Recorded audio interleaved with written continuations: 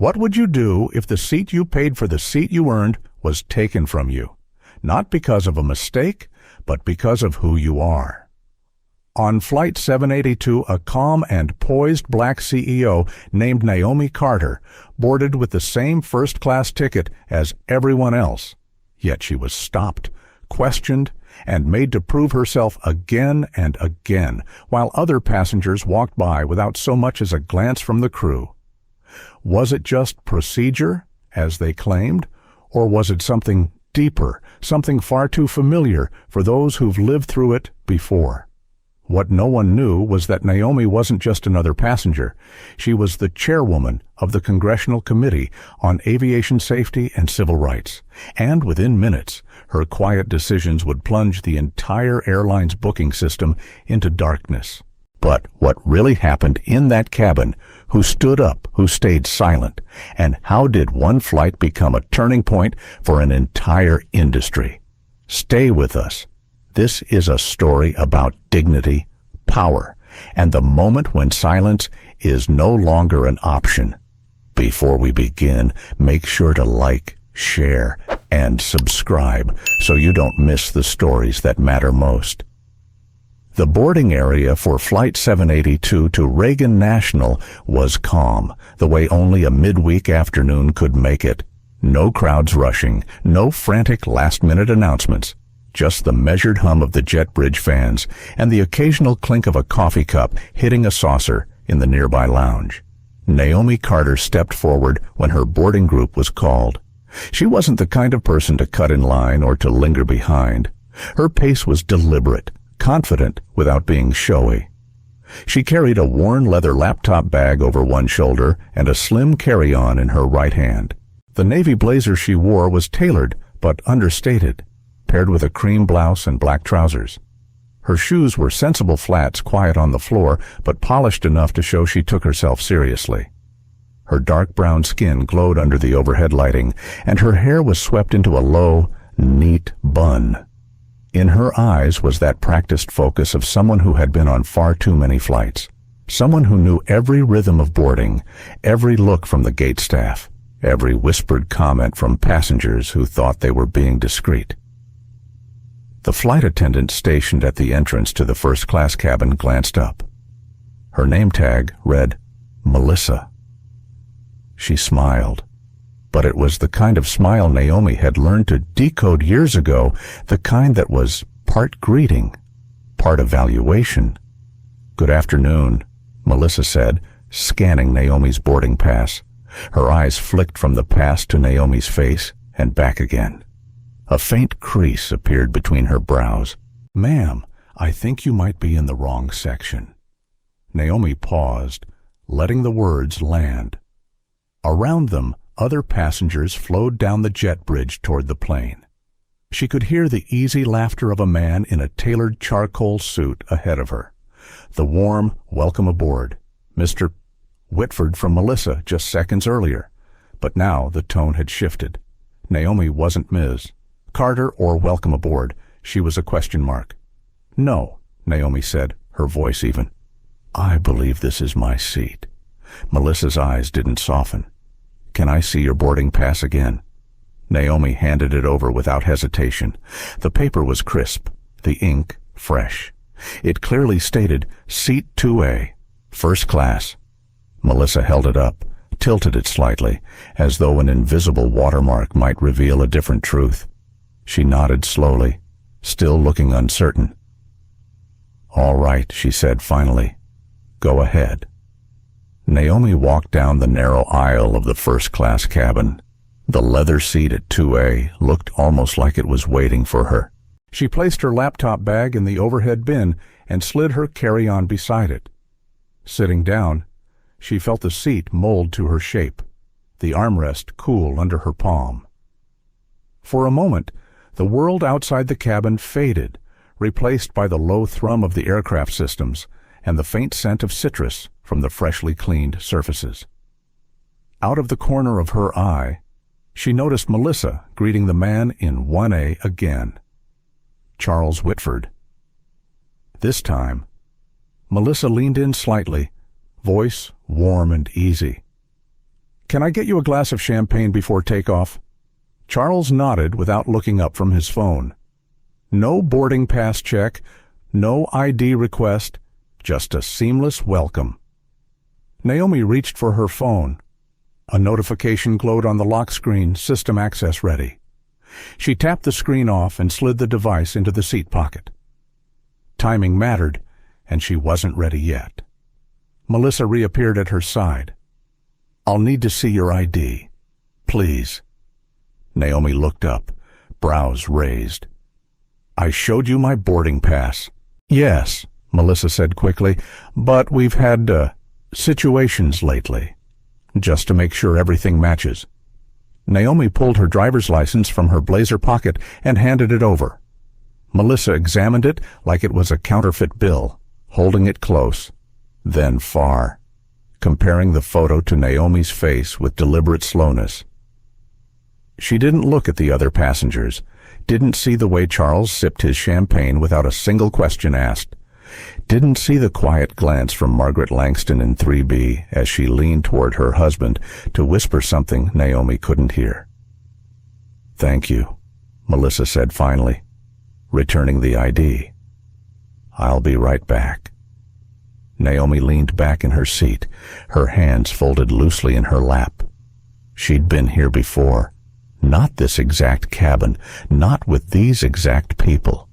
But in this moment, the one where your presence becomes a silent debate in someone else's mind, where they weigh whether you belong based on everything except the truth written on the ticket in your hand. Her eyes drifted toward the forward galley, where Melissa now spoke to a man in a pressed Navy uniform.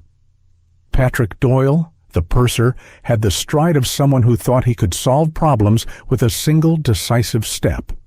He glanced toward Naomi, then walked over. Ma'am, Patrick began, his tone polite but edged with authority. May I see your boarding pass as well? Naomi handed it over again. He studied it briefly, then asked, Do you have the credit card used to purchase this ticket? She retrieved her wallet, produced the sleek black card embossed with her name, and placed it in his hand. He turned it over twice, as though the magnetic strip might confess a hidden crime. Thank you, he said, but the doubt lingered in his eyes. We've had a number of incidents recently with irregular purchases. Naomi didn't flinch. And by irregular, you mean Patrick hesitated, glancing toward the other passengers, people attempting to sit in first class without paying for it. Naomi's phone buzzed in the seat pocket. She ignored it. Timing still mattered. Patrick handed back the card and boarding pass. We'll just be confirming a few things with the captain before departure. Of course, Naomi said softly. He walked away, leaving behind a low hum of whispers from nearby seats. Margaret Langston's voice rose just enough for Naomi to catch, in my day, people knew their place. Naomi looked out the window at the tarmac, where ground crew in reflective vests moved like chess pieces in an endless game. She'd been underestimated before. She knew how to wait, inside. Her thoughts were steady, deliberate. 25 minutes. That's all it would take. Naomi adjusted the seatbelt across her lap, the smooth click echoing in the hushed first-class cabin. The space carried that muted pre-flight energy, the low rustle of newspapers, the soft chime of boarding announcements from the terminal still drifting through the open door, and the occasional metallic clink from the galley. She could feel the way eyes lingered on her, just long enough to be noticeable, before darting away when she met their gaze. Melissa reappeared, her smile a little tighter this time, her voice carrying that precise tone service staff use when they want to sound polite but remain firmly in control. She offered Charles another top-off of champagne, bending slightly to ensure the bottle was angled just right. Charles barely glanced up from his phone, murmuring his thanks without looking at her. No boarding pass, no ID, no mention of irregular purchases. The ease of it was like a spotlight on the contrast. Naomi watched as Melissa straightened and smoothed her skirt before gliding toward Margaret in 3B, her voice warm and light. "Can I get you anything before we depart?" Margaret declined with a practiced wave, then cast another look toward Naomi, her lips pressing into a thin line. Melissa's steps slowed as she turned back toward Naomi's row. "Ms. Carter, I'll need to ask you again to confirm your ticket information. Could I see your boarding pass and ID one more time?" Naomi held her gaze for a moment before retrieving both items. "I believe you already checked these." "I did," Melissa admitted, "but it's our policy to be thorough in certain situations." Naomi's brow lifted slightly. Certain situations, Melissa hesitated. When something seems unusual. The words floated between them, and Naomi let the silence stretch just long enough to see if Melissa would fill it. She didn't. Instead, she offered a bright but strained smile and took the documents, giving them the same forensic inspection as before. Satisfied, she returned them without comment. Naomi slipped the items back into her blazer pocket, her movements deliberate, unhurried. Inside, she could feel the familiar weight pressing in, years of navigating spaces where she was both present and questioned, where credentials, payment, and presence were never quite enough, where her seat, her position, her right to be there always felt provisional in someone else's eyes. Patrick's voice carried from the galley. "Melissa, can you come here for a moment?" She disappeared from view, her low voice blending with his deeper tone. The cadence of their conversation was unmistakable, a report, a judgment, an action plan forming. The man in 1D, a tall figure with silver hair and a tablet in hand, shifted slightly in his seat to get a better look at Naomi. His eyes held the curiosity of someone watching an unfolding drama, the kind of curiosity that was detached yet hungry for entertainment. Naomi's phone buzzed again. She pulled it from the seat pocket. A call from a Washington, D.C. area code flashed on the screen. She declined it without hesitation, setting the phone face down on her tray table. The moment was not yet ripe. She picked up the in-flight magazine, flipping it open as though browsing for an article. But her mind was elsewhere. In her periphery, she saw Melissa return with Patrick. They approached together, Patrick's shoulders squared, his uniform crisp. "Ms. Carter," Patrick began, his tone careful. "We're going to need to verify the method of payment for your ticket. Could you provide the credit card used to purchase it?" Naomi took a slow breath, then reached into her bag for her wallet. The sleek black card slid easily between her fingers, the name Naomi Carter engraved in sharp silver letters. She placed it in Patrick's hand without a word. He examined it closely, as if expecting the plastic to confess some hidden fraud. "And do you have another form of identification, just to be sure I've already shown my ID twice?" Naomi said evenly. "Understood," Patrick replied. "But we have to be certain. There have been incidents." Naomi met his gaze. Incidents involving what Patrick glanced toward Melissa, then back. Passengers attempting to sit in first class without authorization. Naomi leaned back slightly. "And what made you suspect that applied to me?" Patrick's jaw tightened, but he didn't answer the question. Instead, he handed back the card and ID. "Thank you for your cooperation." Melissa stood just behind him, her posture rigid. Naomi wondered if either of them realized how clearly the contrast played out for every watching passenger. Charles had been offered champagne without question. Margaret had been greeted with warmth and left to her crossword puzzle. Yet Naomi's right to her seat was under a microscope. As Patrick and Melissa moved toward the galley, Naomi let her eyes rest on the window. The tarmac bustled below fuel trucks weaving between planes, a baggage cart trundling toward the cargo hold, a lone crew member signaling to someone out of sight. The view was a reminder of how many moving parts it took to keep a flight on schedule and how easily one person's decision could derail the entire operation. She thought of the message waiting on her phone, system access ready. She thought of the data stream she could trigger with a few keystrokes, the live monitoring tools designed to capture every interaction, every policy violation in real time. It wasn't about vengeance. It never was. It was about documentation, about showing the patterns that others could deny when all they saw was a single moment. The murmur of conversation from nearby rows washed over her. Margaret's voice, again, this time less hushed. It's just not the same as it used to be. Standards matter. Her husband mumbled something Naomi couldn't make out, but Margaret's sigh carried enough weight to fill in the gaps. Naomi turned a page in the magazine, though she hadn't read a word. From the galley, Patrick's voice rose just enough to carry. I'm going to check with the captain. If we can't verify, we may need to move her. Melissa's reply was quieter, but Naomi caught the word security.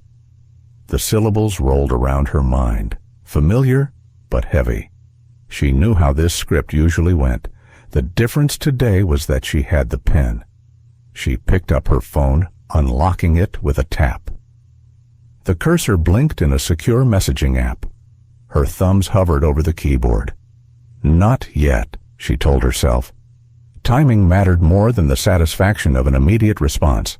Every extra second would make the point clearer when the moment came. Patrick passed by again, his expression neutral, heading toward the cockpit. Melissa busied herself with a tray of drinks, studiously avoiding Naomi's eyes. The silver-haired man in 1D continued his not-so-subtle glances, the way people do when they want to watch but not get caught watching. Naomi closed the magazine and set it aside. She folded her hands in her lap, breathing in slowly, feeling the cabin's recycled air fill her lungs. This was not the first time she had been treated as a problem to solve rather than a passenger to serve, but this might be the last time the airline handled it without consequence. She glanced at her watch. The minute hand inched forward. 23 minutes to go. The captain's door was still closed, but Naomi could hear the muffled click of the latch as Patrick disappeared inside. Melissa lingered near the galley, shuffling glasses that didn't need shuffling, straightening napkins that were already straight. Every so often, her eyes drifted toward Naomi, then away again as if she were afraid of being caught. Naomi reached for the small glass of water the last flight attendant had set on her tray. It was lukewarm, but she took a slow sip anyway, letting the motion steady her breath. The air in the cabin felt heavier now, charged with the unspoken exchange between crew and passenger. Conversations in nearby seats softened, though the sideways glances did not. Charles Whitford in 1A scrolled lazily through his phone, the golden reflection of market tickers flickering in his glasses. His jacket hung neatly over the back of his seat, a flash of a designer label peeking from the inside pocket. Every few moments, he'd shift slightly, his gaze sliding in Naomi's direction, just long enough to confirm she was still there. Margaret Langston in 3B had given up pretending she wasn't watching. She leaned forward, speaking to her husband in a voice pitched just above a whisper, though she clearly wanted it to carry. I knew it the moment she came down the aisle. These days, they'll let anyone up here if you're not careful. Her husband murmured something inaudible. Margaret's eyes never left Naomi. The soft chime of the crew intercom interrupted the tension. Melissa answered, pressing the handset to her ear. Yes. She's still in the seat. Yes, we've checked twice. Her glance at Naomi was quick, but telling. She covered the mouthpiece, leaning toward the other flight attendant working the front galley. Jennifer, can you come up here? We might have a situation. The words settled over the cabin like smoke. Situation. It was vague enough to be meaningless and sharp enough to sting. Naomi could feel the subtle shift in the atmosphere. People adjusted their posture. Conversations faltered. The silver-haired man in 1D angled his tablet away from his face, openly watching now. He was waiting for the next scene. Jennifer appeared from the mid-cabin, her expression already serious. She looked at Melissa, then at Naomi, her eyes sweeping over her in a single, appraising glance. It was the look of someone searching for confirmation of an assumption they had already made. Melissa spoke first. "This is the passenger I was telling you about. The ticket matches the ID. But, well, you know..." Jennifer's lips tightened. "Ma'am," she said to Naomi, "can I see your boarding pass and identification again?" Naomi kept her voice level. "You've already checked both. I understand, but I'm the senior crew member on this flight. It's my responsibility to ensure the security of the cabin." Security. There it was again.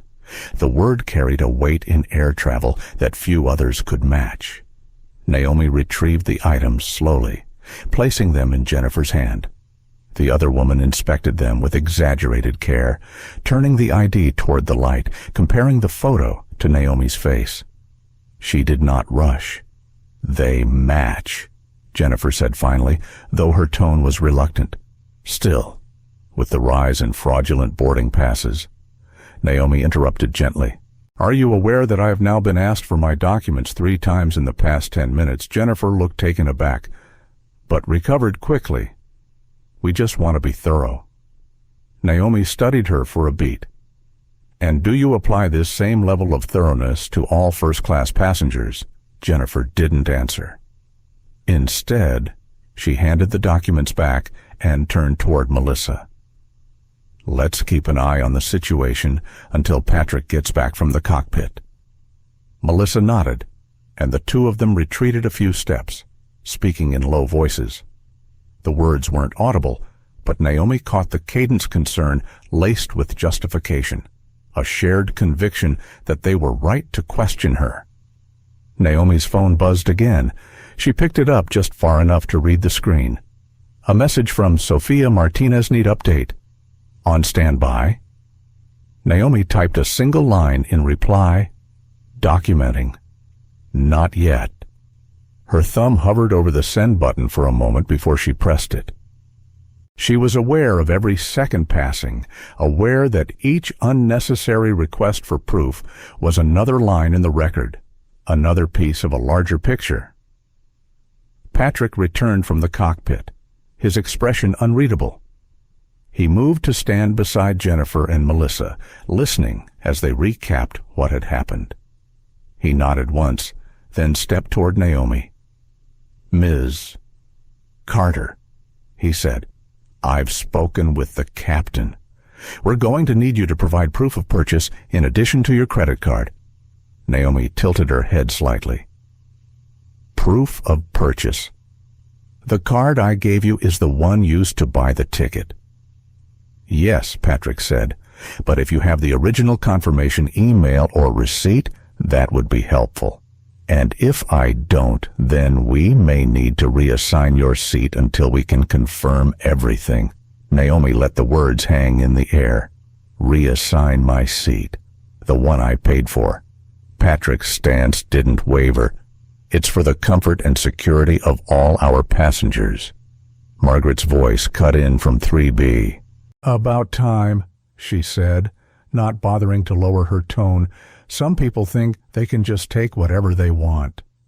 Charles in 1A chuckled softly, shaking his head as if the whole matter was beneath him, but somehow still amusing.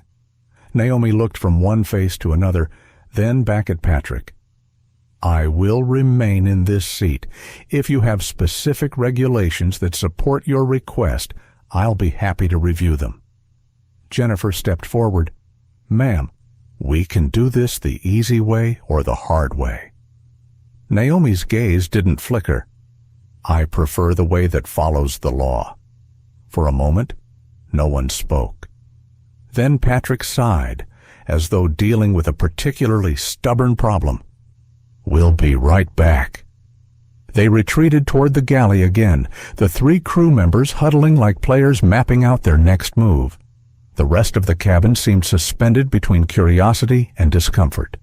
The silver-haired man in 1D shifted in his seat, a faint smile playing on his lips. Naomi reached for her phone once more. The time was noted in her mind. Every interaction, every word, every look was being recorded in more ways than one. She opened her secure app and typed another brief message to Sophia. "Situation escalating. Likely removal attempt. Stand by for go signal." She closed the phone and placed it face down on her tray table. Outside the window, the ground crew had stepped away from the plane, their work complete. The jet bridge was still connected, but not for much longer. Soon they'd push back, and the cabin's hierarchy would settle into the familiar rhythm of service. Unless she decided otherwise. Inside, her thoughts were a steady current beneath the surface calm. This wasn't about proving she had the right to a seat. It was about proving what happened when that right was questioned without cause. 21 minutes left. The stage was set. Patrick and Jennifer disappeared toward the galley again, leaving Melissa stationed in the aisle like a sentinel. Her back was straight, her hands clasped lightly in front of her. She was no longer pretending to adjust glassware or fold napkins. Her focus was fixed on Naomi's row, and she didn't seem concerned about how obvious it was. Naomi shifted slightly in her seat, opening her laptop just enough to angle the screen away from prying eyes. The faint glow lit her face, reflecting the clean lines of a secure interface that could pass for an unremarkable spreadsheet to anyone who didn't know what they were looking at. She tapped a few keys, her movements unhurried, deliberate, as if composing an ordinary email. But each keystroke had purpose. She was not writing, she was preparing. From the corner of her eye, she caught Charles Whitford lifting his champagne flute again. His expression was unreadable, though the slight lift of his eyebrows suggested quiet amusement at the scene unfolding beside him. He had the air of a man who'd seen these things before and assumed they would always end the same way, with someone like him sipping a drink and someone like her being walked out. Margaret Langston had shifted her body toward the aisle, her head angled so she could keep Naomi in her peripheral vision. Every so often, she murmured something to her husband, her voice pitched just high enough to carry, "I can't imagine why she's making such a fuss." Standards are important. It's not personal. It's just the rules. The silver-haired man in 1D had stopped pretending to work on his tablet. His gaze was fixed openly now, watching with the quiet curiosity of a man observing a chess match, waiting for the inevitable checkmate. The intercom chimed softly, drawing Melissa's attention. She lifted the handset. Yes, she's still here. No, she hasn't moved. Understood. Her glance toward Naomi carried a flicker of something between determination and apprehension. Jennifer emerged from the galley again, approaching with a kind of purposeful stride that signaled to the whole cabin that something official was about to happen. Patrick followed close behind, his expression set. "Ms.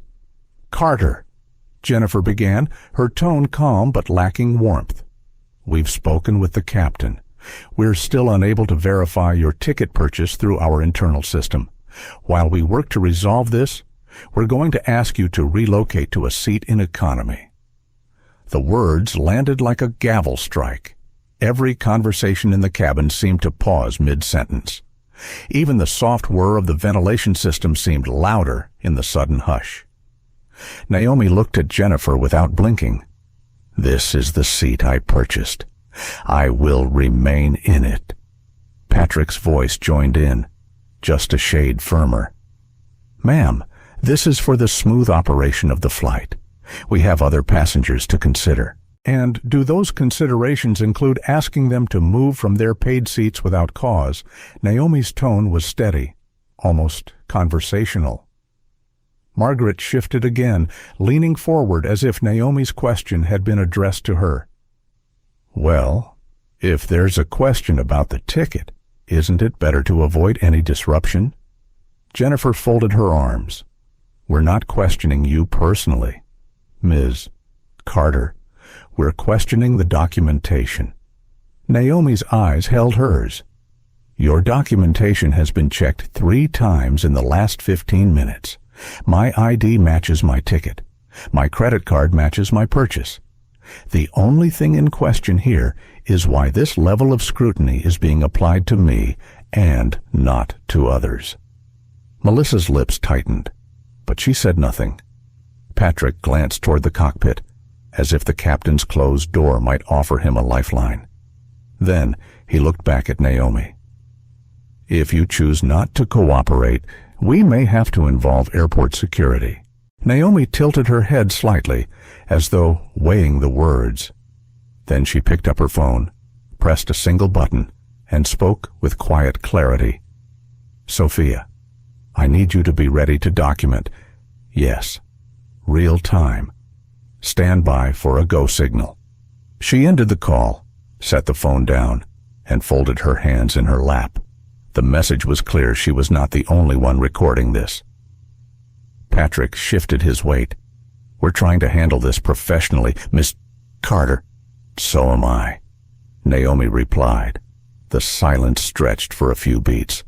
Then Melissa leaned toward Jennifer, speaking in what she must have thought was a discreet stage whisper. Jennifer, if she won't move, we might have to escalate. The words traveled across the cabin like ripples in still water. The passengers in the first 3 rows had heard every syllable. Charles lifted his glass again, his expression unchanged. Margaret's lips pressed into that same thin line. Naomi closed her laptop with slow precision. You should know, she said, her voice carrying just enough for nearby passengers to hear, that this interaction is being documented as part of an ongoing federal review into discriminatory boarding practices. Jennifer blinked, but quickly recovered. Federal review, Naomi met her gaze. Yes, and every word spoken here will be part of the record. Patrick's jaw tightened, but he didn't respond. He glanced again at the cockpit, then back at Jennifer. The hesitation was brief, but Naomi caught it. The intercom chimed again. Melissa answered, murmured a few words, then passed the handset to Patrick. His voice lowered, though not enough to hide the tension in it. Yes, she's here.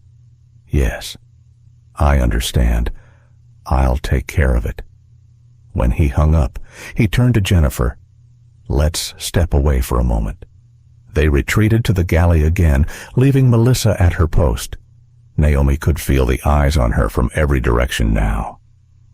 She leaned back in her seat, her gaze drifting toward the window.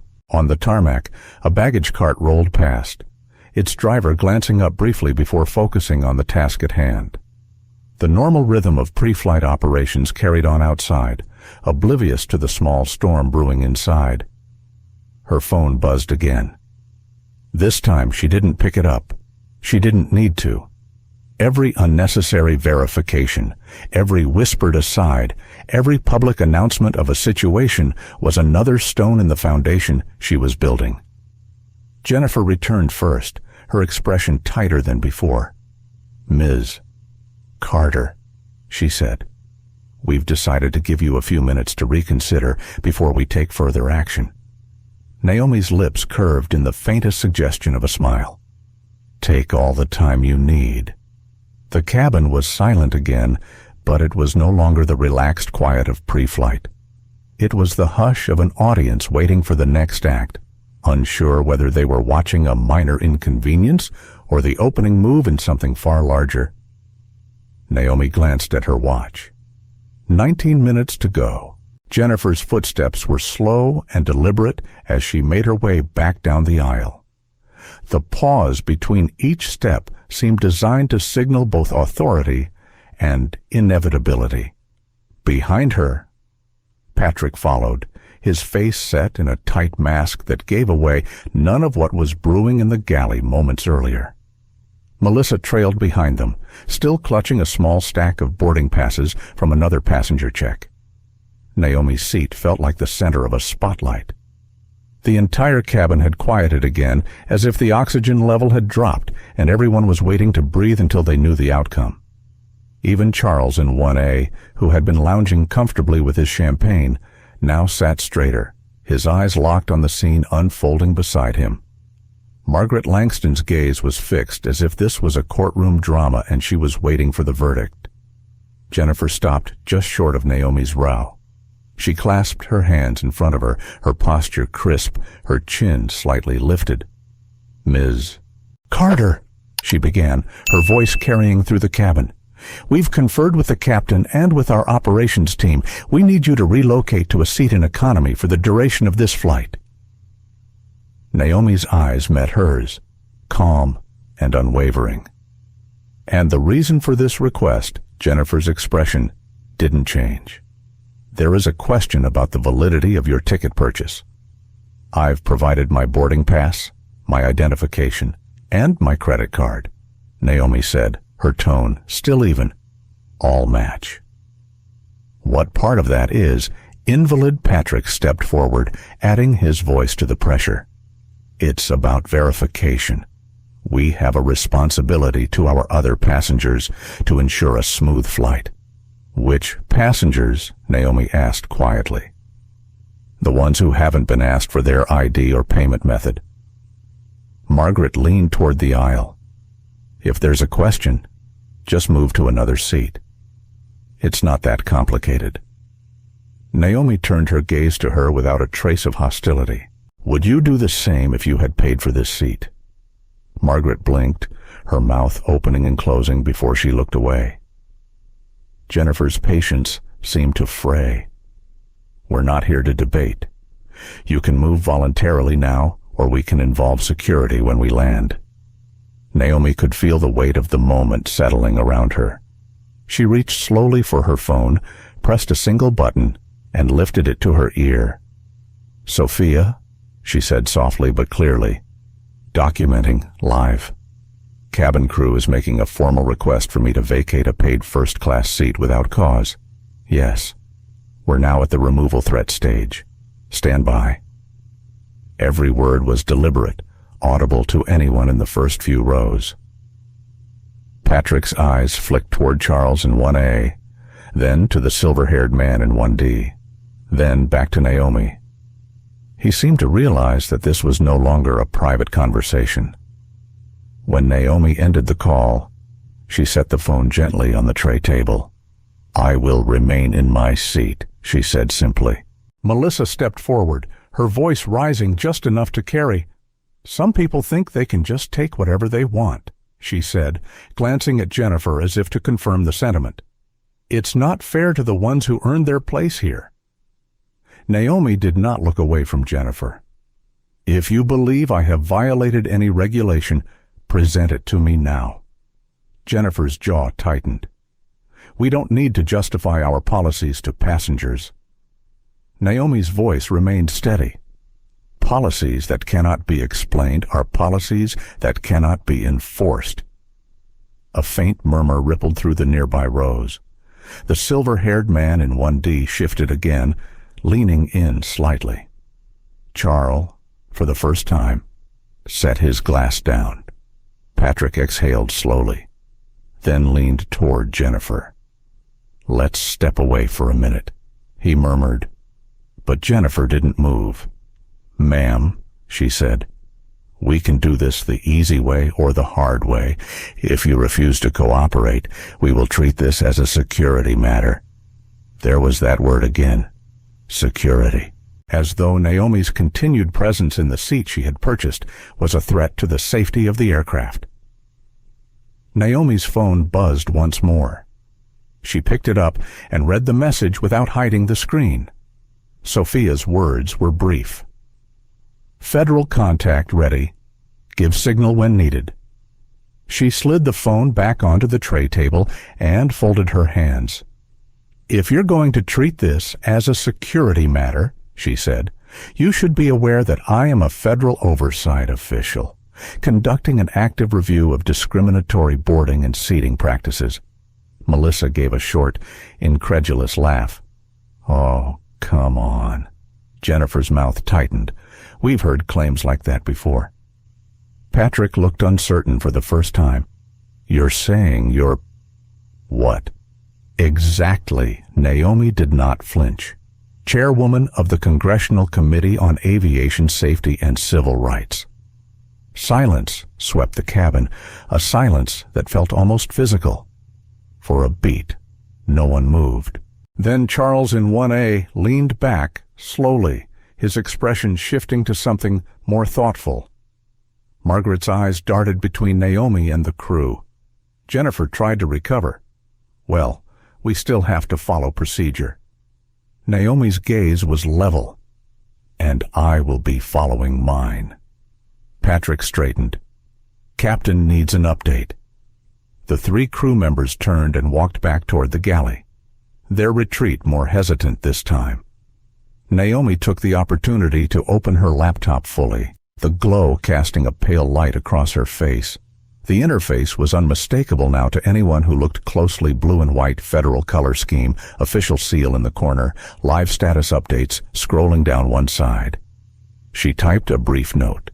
Documentation phase crew issued removal threat without policy citation. Passenger remained seated. Public witness present. Closing the laptop halfway. She let it rest on her knees. Her breathing was steady. Her eyes scanned the cabin slowly, meeting the gaze of those who dared to look at her. The silver-haired man in 1D gave the faintest of nods, almost imperceptible, before looking away. Charles studied her for a moment, then reached for his drink again. Margaret shifted in her seat, suddenly less certain. Naomi glanced at her watch. 16 minutes. The timing was working in her favor. The cabin remained tense, the quiet broken only by the occasional clink of glassware in the galley. Outside the window, the jet bridge was still in place, but the last few ground crew members were stepping away. Soon, they would seal the door. When the crew returned, Naomi knew, the conversation would change. The question was how far they would take it before the reveal. She let her hands rest lightly on her laptop, her phone within reach. The stage was nearly set. The hum of the air conditioning seemed louder now, filling the silence that hung over the first-class cabin. The rest of the passengers had settled into an uneasy stillness, their curiosity sharper than their politeness. All eyes seemed to track Naomi as the crew returned from the galley, moving in a tight formation. Patrick led the way, his uniform immaculate, his expression carved into a mask of authority. Jennifer followed at his shoulder, her lips pressed into a thin line.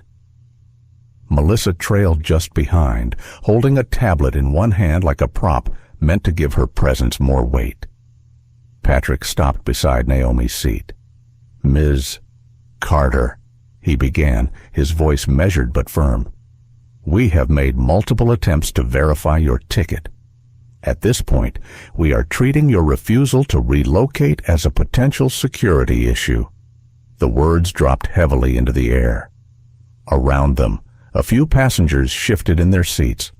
Margaret's eyes lit with the satisfaction of someone who believed order was finally being restored. Charles, on the other hand, leaned back slightly, watching with a more calculating gaze. Naomi looked up at Patrick, her voice calm and unhurried. Security issue. Based on what Patrick hesitated, as if the answer were obvious to him but somehow difficult to articulate in front of an audience. We have procedures. When a purchase cannot be confirmed internally, we cannot allow a passenger to remain in this section.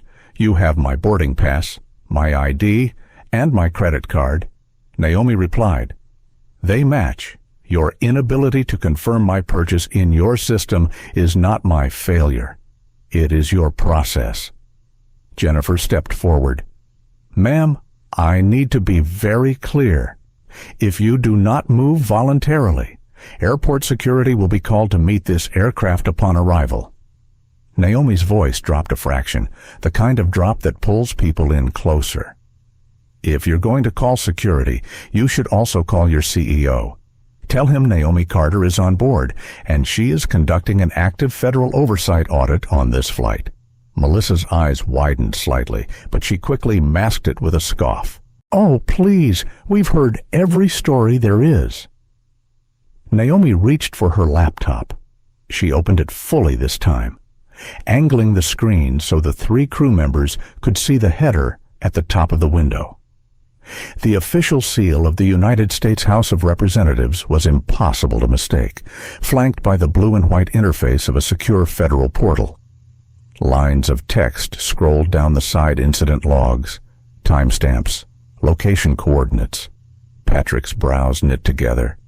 Jennifer leaned in slightly, her eyes scanning the screen before snapping back to Naomi's face.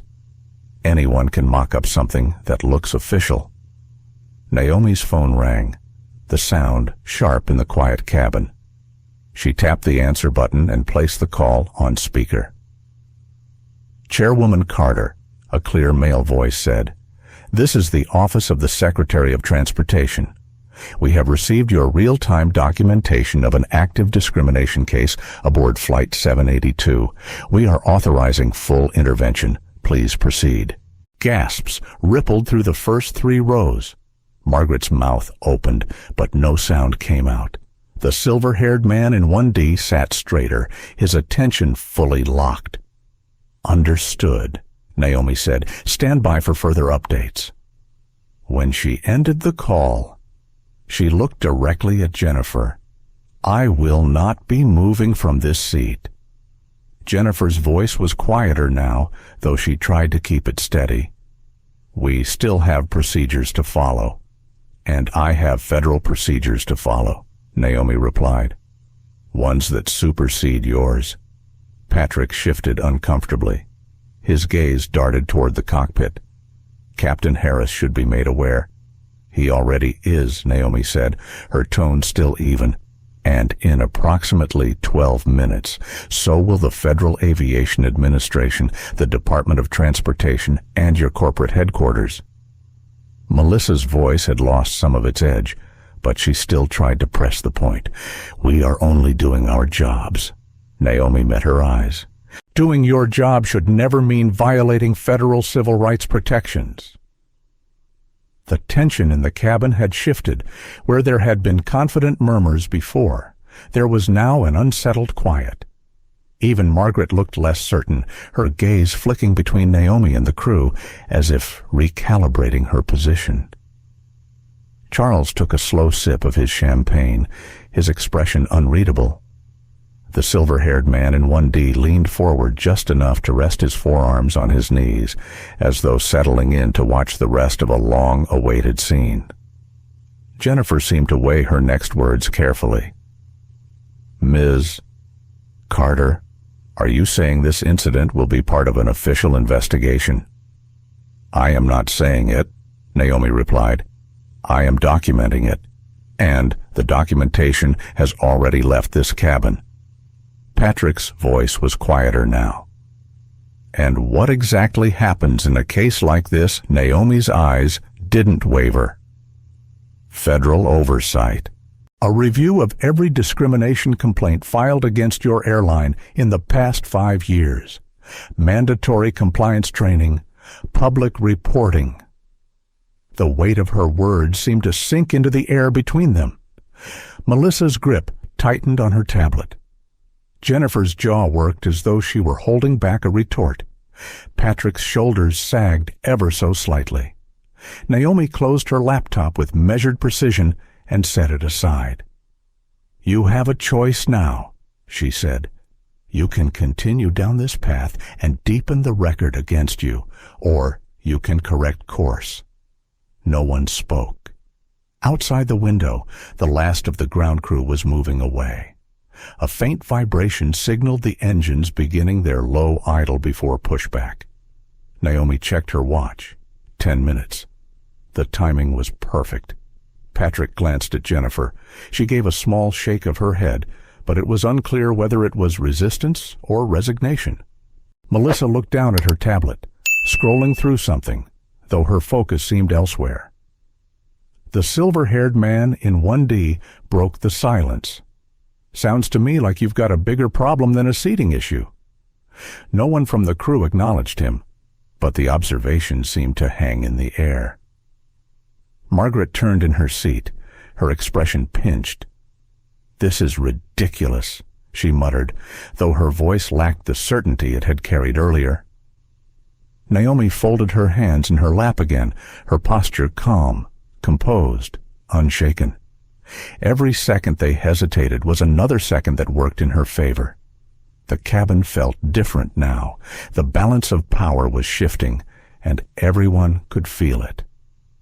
She allowed herself the smallest of smiles, invisible to most but present all the same. Soon, the conversation would no longer be about whether she belonged in the seat. It would be about the consequences of assuming she did not.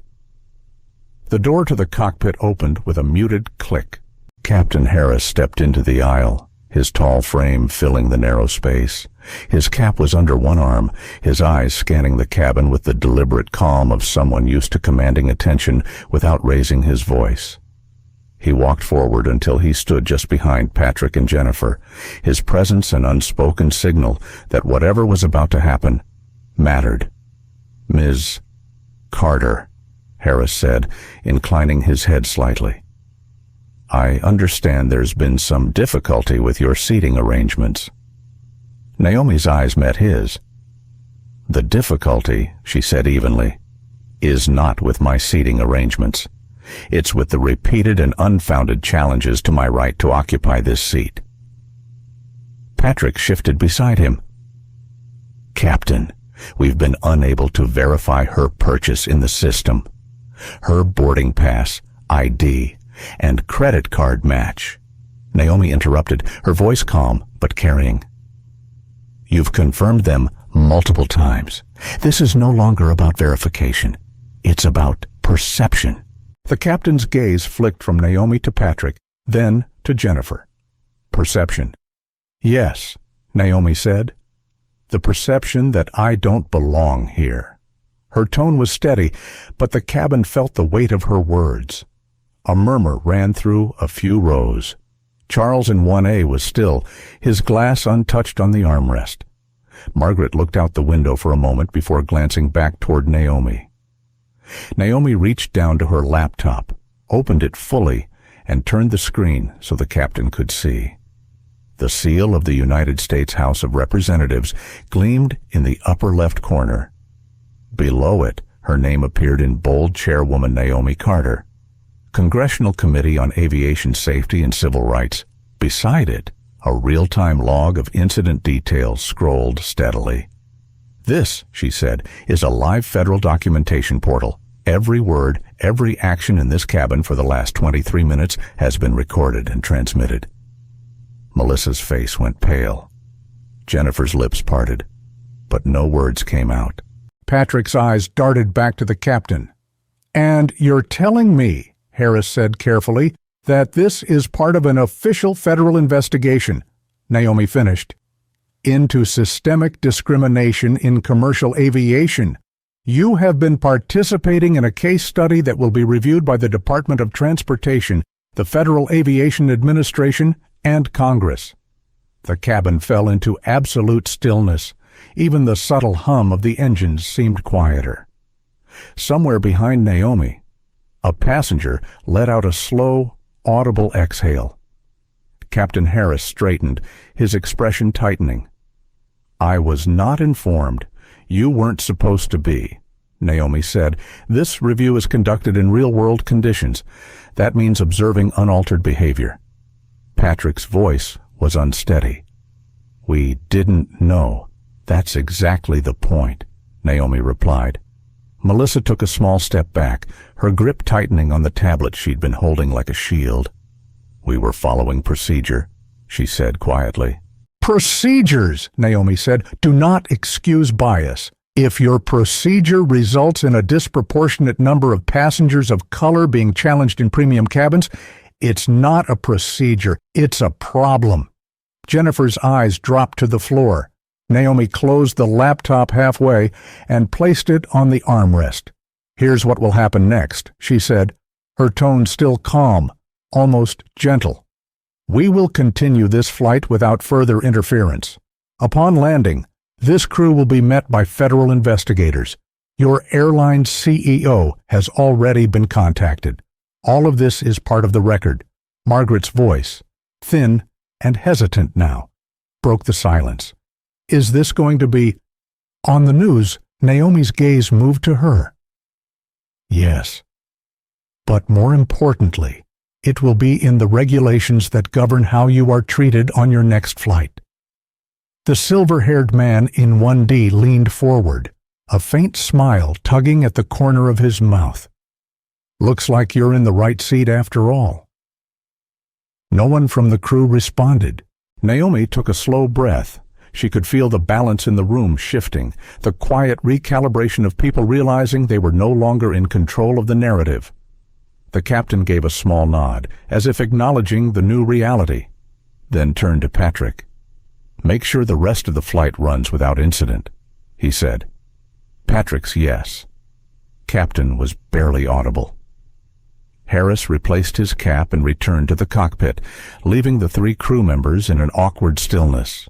Jennifer's posture had lost its rigidity. Melissa's eyes avoided Naomi's entirely. Patrick seemed focused on the far wall of the galley. Naomi picked up her water and took a slow sip, letting the moment breathe. The passengers were still watching, but the looks were different now. There was curiosity, yes, but also something else, respect perhaps, or the recognition of having witnessed a turning point. Her phone buzzed on the tray table. A message from Sophia FAA on standby at destination. All data received. She typed a short reply. "Continue monitoring." Margaret shifted in her seat. When Naomi looked at her, the older woman's face softened. "I shouldn't have." "Well, I spoke too soon," Margaret murmured. Naomi's tone was gentle, but firm. "The important thing is what you do next time." Melissa moved down the aisle without meeting anyone's eyes. Charles watched her go, then turned to Naomi. "I don't think I've ever seen a flight change direction without leaving the ground," he said quietly. Naomi allowed herself a small smile. Sometimes the course correction happens right where you're sitting. She closed her laptop fully and slid it back into her bag.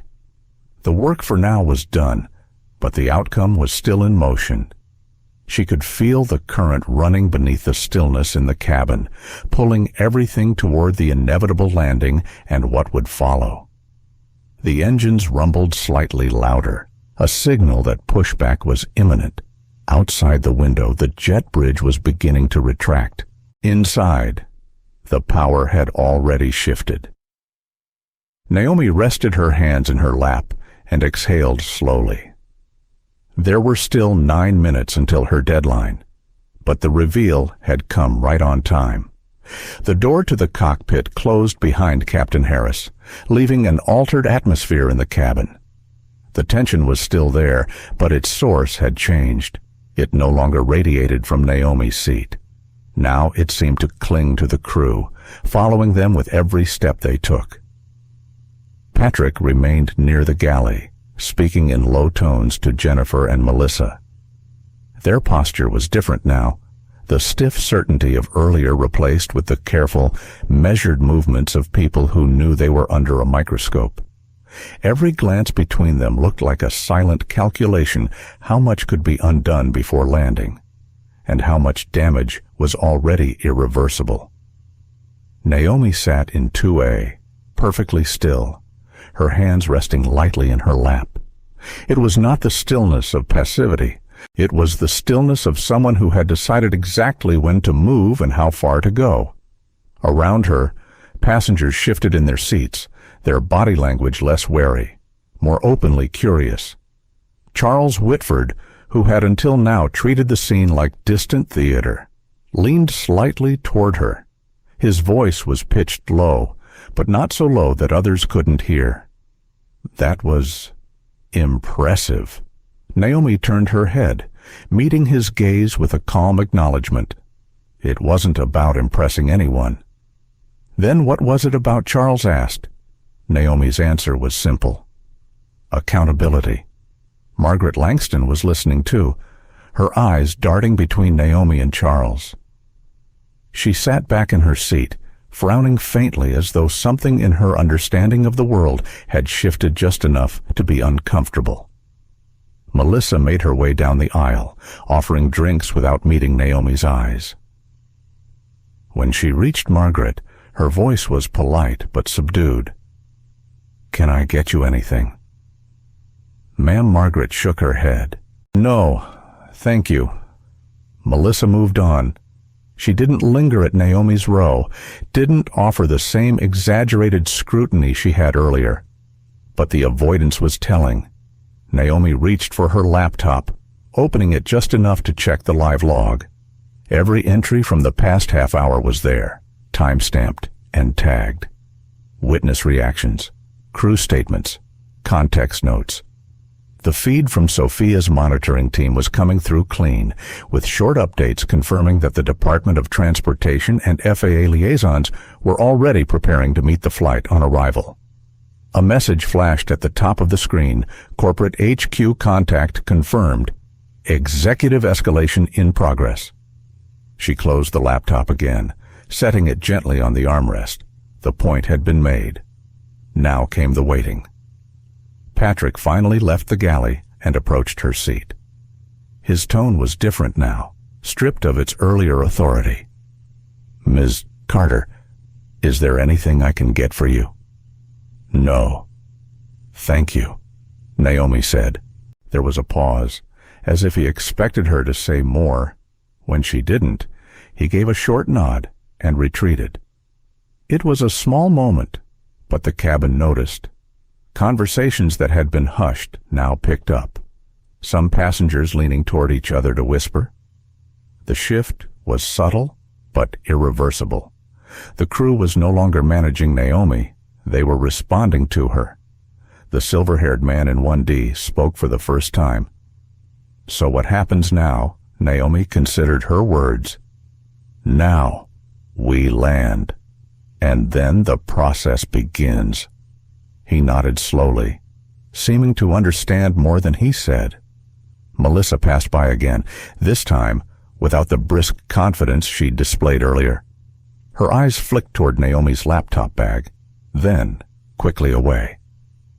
It was the look of someone realizing they had underestimated the scale of what they were dealing with. Another message buzzed on Naomi's phone. She read it without hiding the screen. Airline booking system access restricted for audit. New reservations frozen. Executive team in emergency session. She placed the phone back on the tray table, her expression unchanged. She knew this was just the beginning. The visible consequences would take days, weeks even, but the machinery was already in motion. Margaret leaned forward slightly. Will they lose their jobs?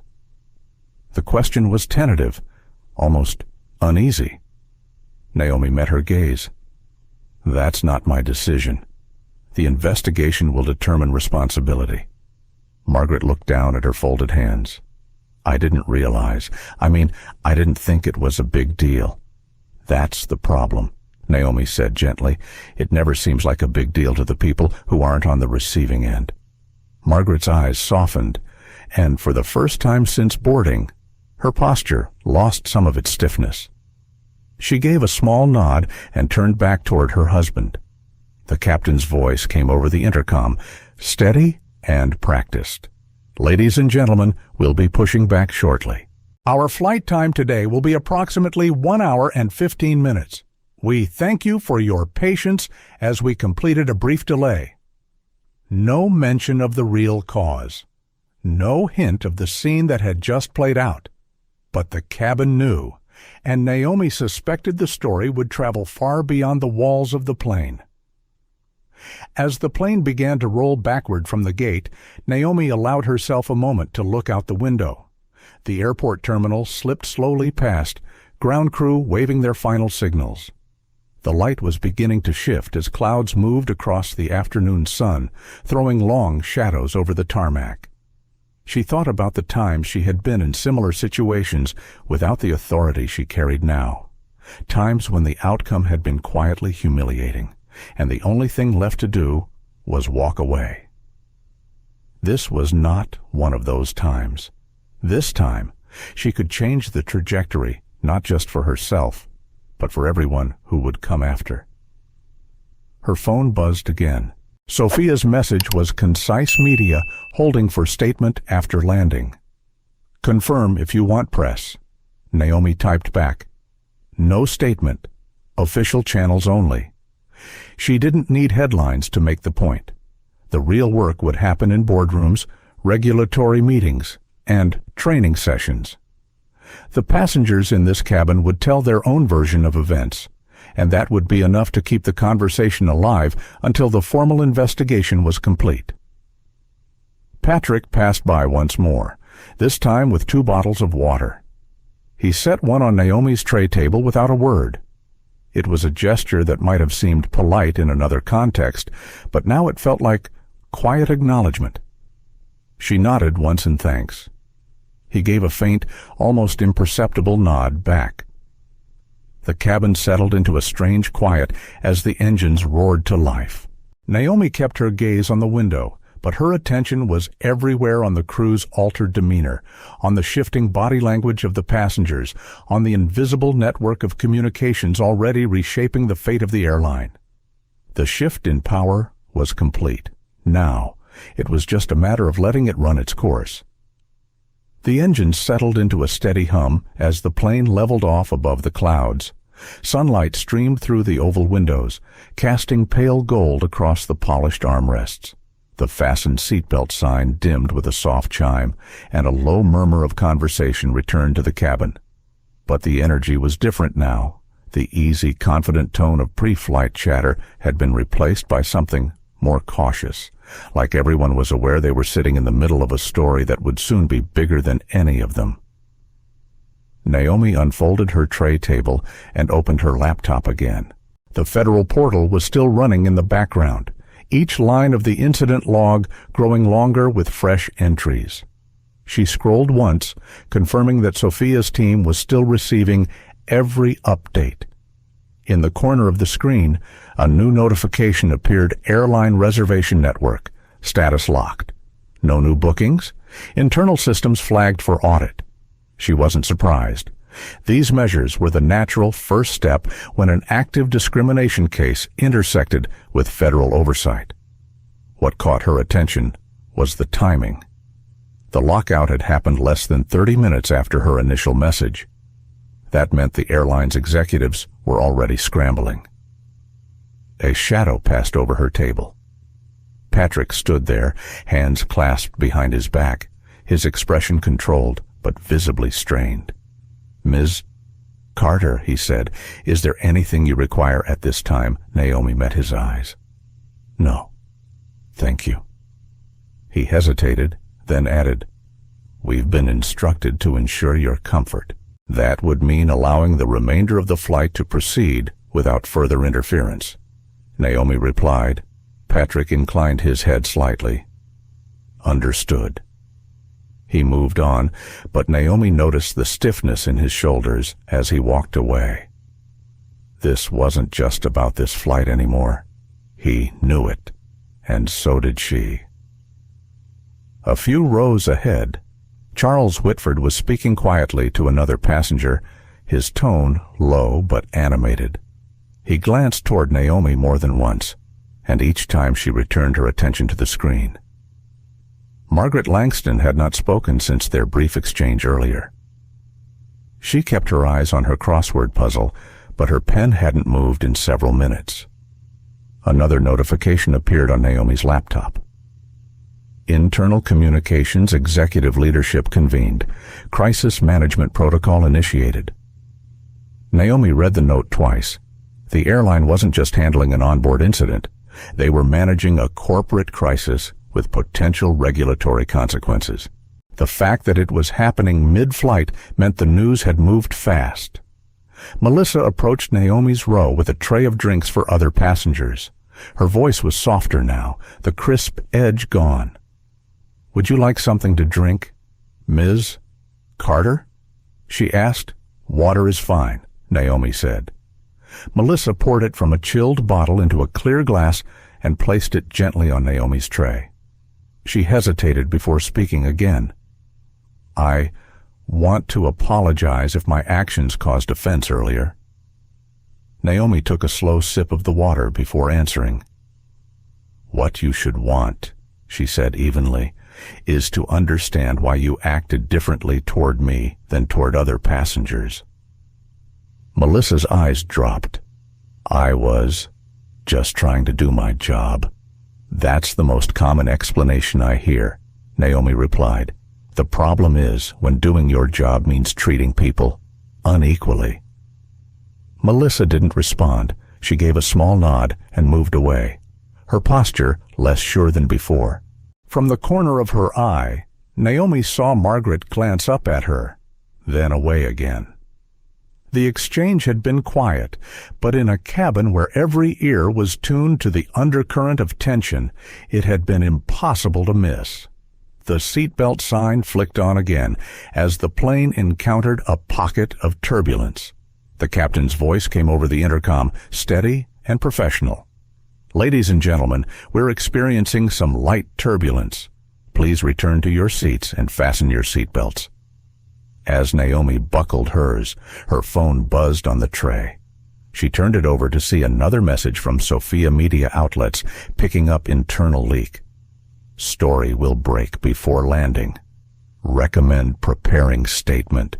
She typed back, "No direct comment. All responses through official channels." She wasn't here to build a personal headline.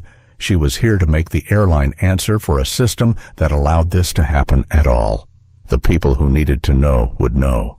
The rest would feel the effects soon enough. Patrick returned, leaning slightly toward Naomi's seat. "We've received confirmation that corporate leadership is in contact with the Department of Transportation. There may be officials waiting when we arrive." "There will be," Naomi said. Patrick cleared his throat. "I want to make sure you understand that none of this was personal." Naomi studied him for a moment. Personal would be one crew member's bias. This was procedural, which is why it matters. He didn't have a reply. He simply nodded and stepped away. The turbulence eased, and the seatbelt sign went off again. Naomi looked around the cabin. People who had been watching her closely earlier now pretended to be absorbed in their devices or reading materials, but the glances kept coming. It was the kind of subtle shift she had seen before, when witnesses realized they might be asked later what they saw. Another line of text appeared on Naomi's screen. "Immediate suspension pending investigation. Flight 782 involved crew." She read it without visible reaction. Consequences were already in motion. Margaret's voice broke the quiet between them. "Will they all lose their jobs?" Naomi's tone was calm. "That depends on the investigation." Margaret nodded slowly. "It's just different when you see it happen right in front of you. That's why documentation matters," Naomi said. "It turns an opinion into evidence." Margaret didn't answer, but she looked at Naomi with something closer to respect than suspicion. Outside the window, the afternoon light was shifting, the horizon painted with long streaks of gold and shadow. The captain announced they would begin their descent in 25 minutes. Naomi closed her laptop, sliding it back into her bag. The critical part of her work for this flight was done. Now it was about what came next. She glanced at her phone one last time. Sophia's latest update was clear FAA investigators on standby at gate.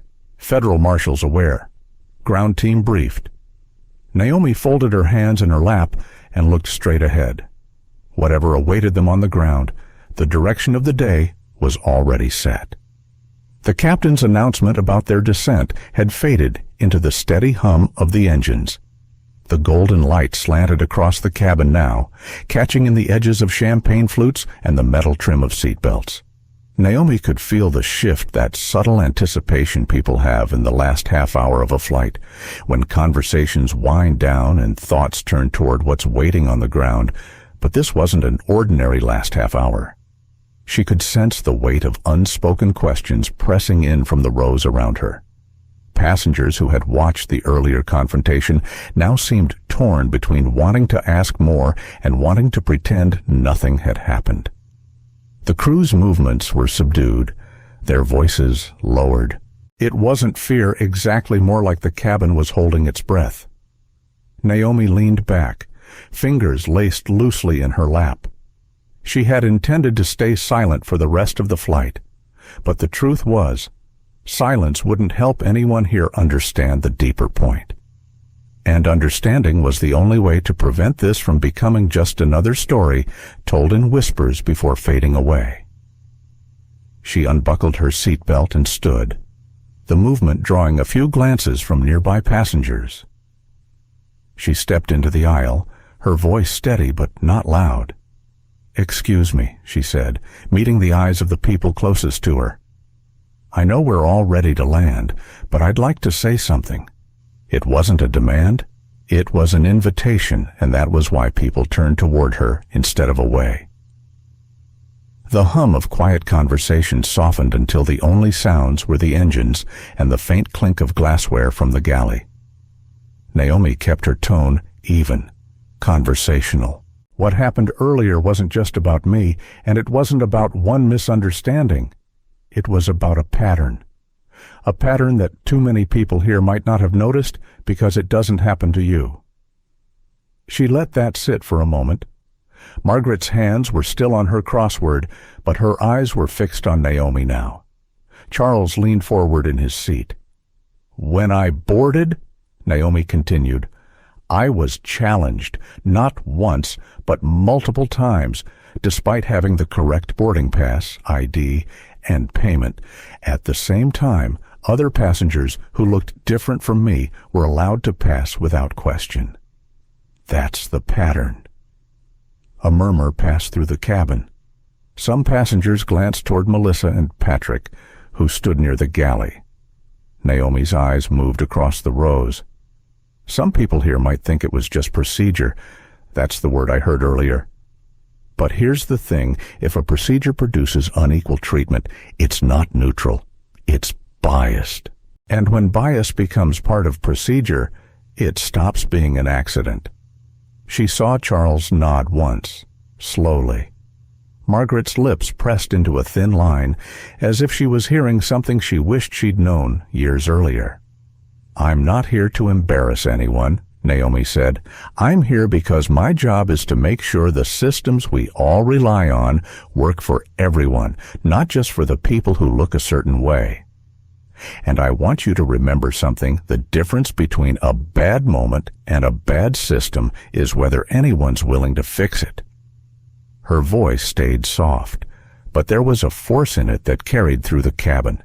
She didn't raise her hand for emphasis, didn't pace the aisle. She stood still, letting the words themselves do the work. "Earlier, I heard someone ask if this was going to be on the news. She said, 'It probably will.' But that's not the part that matters most. What matters most is what you do the next time you see something like this happen. Whether you speak up, whether you stay silent, whether you pretend it's not your concern." Her gaze swept over the cabin one last time. "You're all witnesses now. That means you have a choice about what kind of witness you want to be." She gave a small nod, then returned to her seat without waiting for applause. There was no applause. There was only a quiet that felt heavier than before, but in a different way, as though the air itself had shifted to carry the weight of what had been said. Margaret leaned over slightly as Naomi buckled her seatbelt. "I've flown first class for 30 years, she said quietly, "and I've never thought about how it might feel for someone else. Not really. I will now. Naomi looked at her for a moment, then said, "That's a start." Melissa passed down the aisle, collecting glasses. She paused at Naomi's seat and said softly, I heard you." Naomi didn't smile, but her voice was kind. "Then, make sure it changes something." Melissa nodded once and moved on. The rest of the descent was quiet. The cabin lights dimmed, the skyline of the destination city glowing faintly in the distance through the windows. Naomi closed her eyes briefly, centering herself. The landing would be the next stage, the visible one. But what mattered most would happen after, in meeting rooms, in training sessions, in policy rewrites that most passengers would never see. As the wheels touched down with a soft jolt, Naomi felt the subtle shift in her chest that came with knowing the work was far from done. The brakes engaged, the engines roared, and the cabin tilted forward slightly before settling. Outside, the runway lights blurred past. The captain's voice came over the intercom again. "Ladies and gentlemen, welcome. Please remain seated until we've reached the gate." Naomi opened her eyes and straightened in her seat. The curtain between first class and the galley was already drawn back, and she could see two figures in dark suits waiting just inside the jet bridge through the small crack in the cabin door. Federal investigators, right on time. Inside the cabin, passengers gathered their things slowly, eyes darting between Naomi, the crew, and the door ahead. Some moved as if they wanted to speak to her but stopped short. That was fine. The important thing was that they would remember. The seatbelt sign dinged off. Patrick's voice announced that passengers could deplane, his tone professional but subdued. No mention of the officials waiting, no hint of the conversation that would happen next. Naomi picked up her bag and stood. She waited until the aisle cleared enough for her to walk forward, the quiet around her almost palpable. When she reached the door, Patrick stepped aside without a word. She met his eyes for the briefest moment, then stepped past him onto the jet bridge. The air was cooler here, and sharper. The two officials straightened as she approached. "Chairwoman Carter," one said, "we've been briefed. Shall we?" She gave a single nod. "Let's begin." The cool air of the jet bridge carried a faint scent of jet fuel and metal. Naomi stepped forward, her bag balanced easily on one shoulder, flanked by the two federal investigators. Their badges glinted briefly under the fluorescent lights. The taller of the two, Agent Daniels, walked slightly ahead, while Agent Vega matched Naomi's pace, her tone low and direct.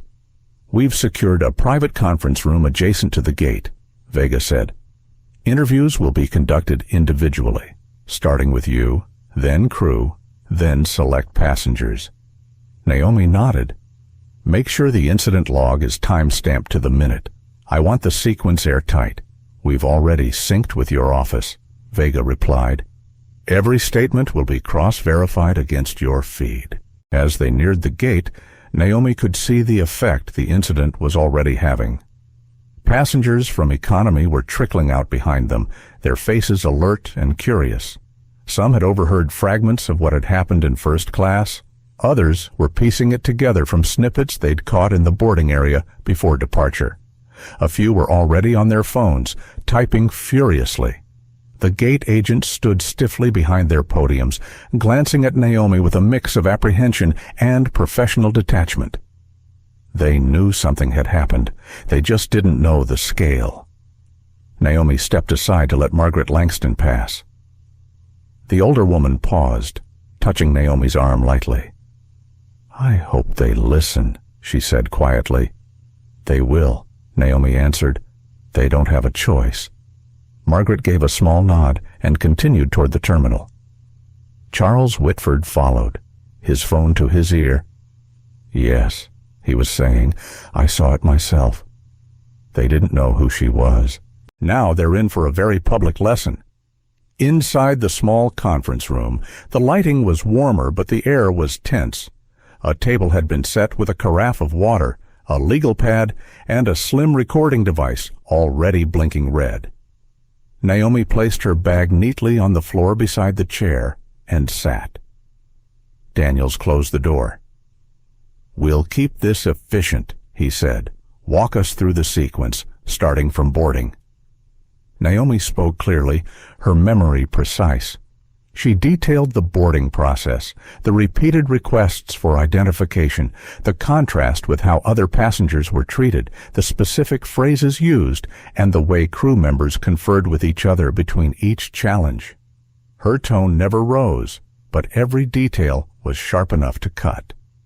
Vega asked targeted follow-ups, confirming that Naomi had provided all required documents on first request and that her seat assignment had been correct in the system. Daniels noted the names of crew members involved, matching them to the manifest. As the interview wrapped, Vega said, "We'll need your direct authorization to access the live log from your device." Naomi unlocked her laptop and slid it toward them. "Everything you need is in the folder labeled Flight 782 Incident. It's already tagged by category." Daniels scanned the directory and whistled softly. "This is thorough." "That's the point," Naomi said. Outside the conference room, voices were rising. Naomi could hear Melissa's distinctive tone, still polite, but edged with defensiveness as she was guided toward another interview space. Patrick's voice came next, lower but tense, like someone aware the ground had shifted under his feet. Naomi stood and stepped into the hallway. Passengers clustered nearby, some lingering intentionally, others pretending to scroll their phones while listening in. The atmosphere felt charged, as if the air itself carried static. Agent Vega joined her. Corporate has been notified that their booking and scheduling systems will remain locked until further notice. The executive team is requesting an immediate call with your office. "They'll have to wait," Naomi said. "The process comes first." A young man in a hoodie approached hesitantly. Excuse me, ma'am, I was in row 22. I heard most of it. I recorded some audio. Do you want it?" "Yes," Naomi said simply.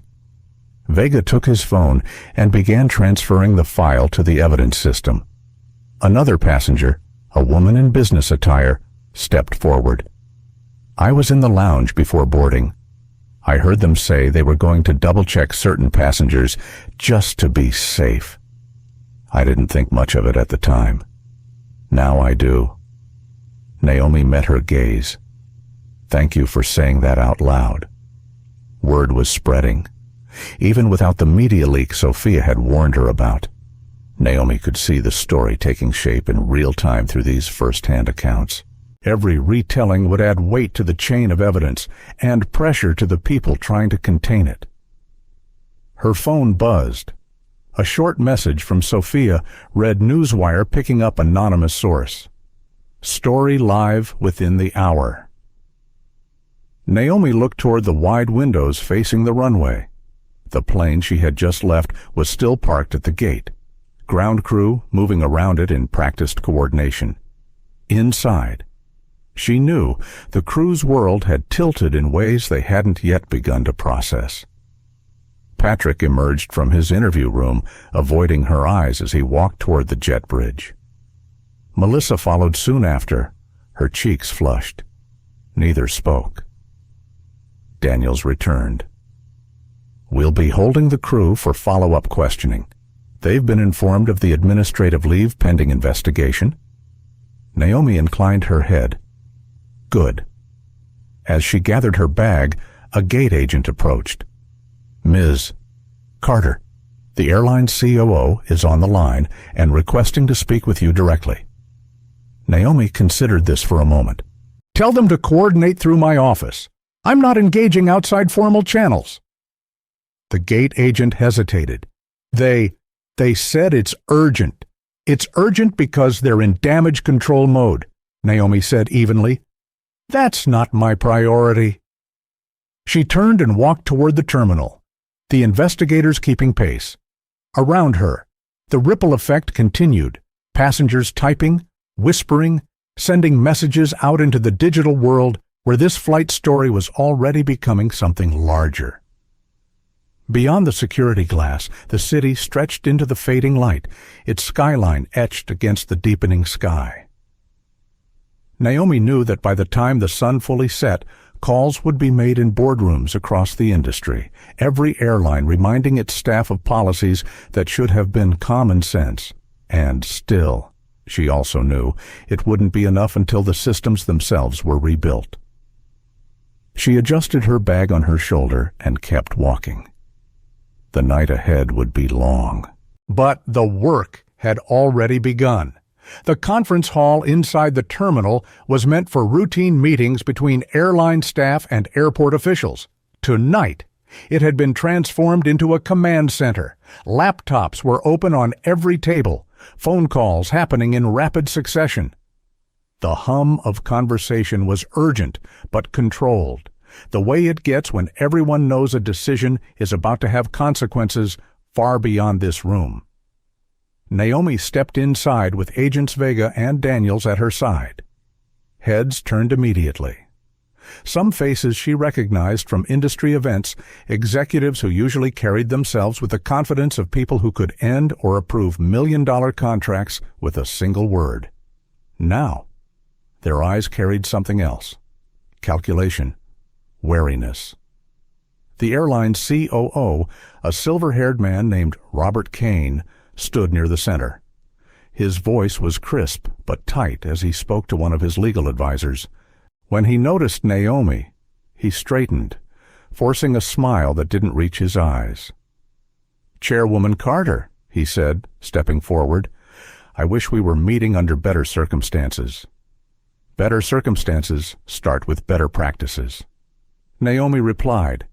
Her tone was even, but the weight of the moment carried in every syllable. Kane gestured toward a quieter corner. "May we speak privately?" "You may speak," Naomi said, "but I will not engage without these agents present. Transparency matters." He hesitated, then nodded. Understood. They moved a few steps aside. Kane clasped his hands in front of him, lowering his voice. "We're aware of the seriousness of this matter. I want you to know immediate action is being taken. The crew involved has been placed on administrative leave. We are reviewing every recorded interaction from today. Action without accountability is theater," Naomi said.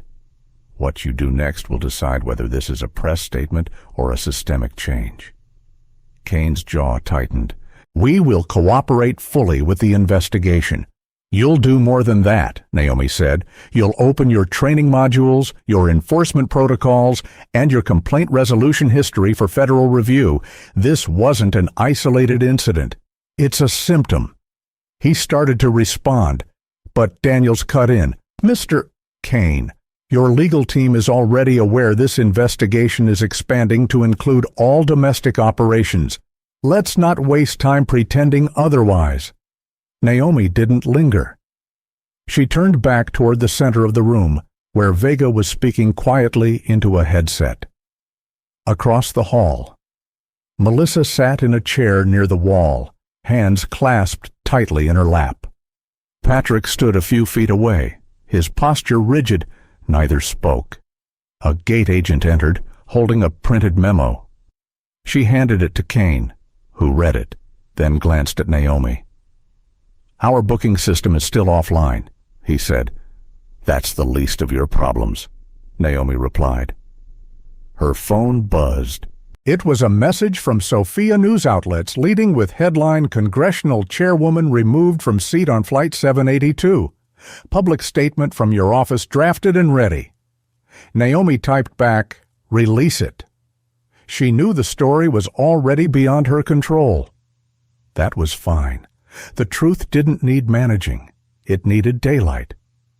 The agents began calling in passengers for their statements. Margaret Langston came first. She walked slowly but spoke clearly, her voice steady. "I've been flying first class for decades," she said, "and I've never seen anyone questioned the way Ms. Carter was. It was wrong." Charles Whitford followed, delivering his account with the precision of a man used to corporate negotiations. "They treated her differently from the start," he said. "If they can do that to her, they can do it to anyone." Each testimony added another layer, another voice in a growing chorus. By the time the last passenger was interviewed, the narrative was undeniable. Naomi stepped outside into the terminal's quieter wing, looking out through the glass at the runway. The night was still, the air thick with the hum of lights and distant engine noise. She could see the outline of Flight 782 parked further down, its cabin dark now. Vega joined her. "The FAA will recommend a provisional operations review," she said. "Could ground a portion of their fleet until compliance is confirmed." "That's a start," Naomi said. "You know," Vega added, "a lot of people in there wanted to frame this as a misunderstanding." Naomi's eyes stayed on the runway. They always do. Because misunderstanding feels fixable without change. Bias doesn't. For a moment, they stood in silence. Then Kane approached again, his voice lower now, almost careful. "Chairwoman Carter, this could hurt us for years." Naomi turned to face him fully. "Good. Maybe you'll remember it long enough to fix the reason it happened." There was nothing left to say. Kane stepped back, and Naomi walked toward the exit. In the rideshare on the way to her hotel, she finally let herself exhale.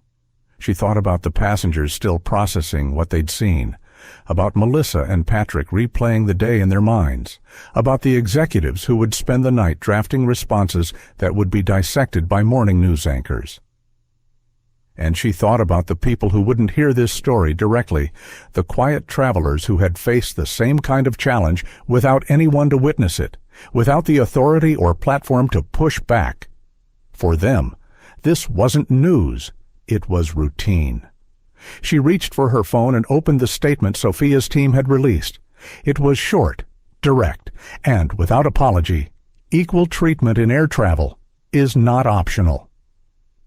Today's events highlight the urgent need for consistent accountability across all levels of airline operation. We will ensure that change is not only promised, but enforced. Naomi closed her phone and looked out at the blur of city lights passing by. She didn't need applause. She didn't need headlines. What she needed was the long work the months ahead of committee hearings, policy rewrites, and holding those promises in place until they became standard. As the car turned onto the avenue leading to her hotel, she allowed herself one quiet thought. This wasn't the end of a flight. It was the beginning of a shift. She would make sure of it. Naomi Carter didn't raise her voice. She didn't need to. In a world where injustice often hides behind polite words and procedures, her quiet refusal to be diminished lit a fire that reached boardrooms, courtrooms, and homes across the country. This story isn't just about one flight. It's about every moment when someone is told, directly or indirectly, that they don't belong. It's about how those moments can be turned into catalysts for change when someone refuses to let them pass unnoticed. To the passengers who spoke up, to those who will think twice the next time they see bias unfolding, and to everyone who knows what it's like to be singled out for the wrong reasons, this story belongs to you. And to those who still believe discrimination can be hidden behind policy, remember this: the truth always finds its way into the light.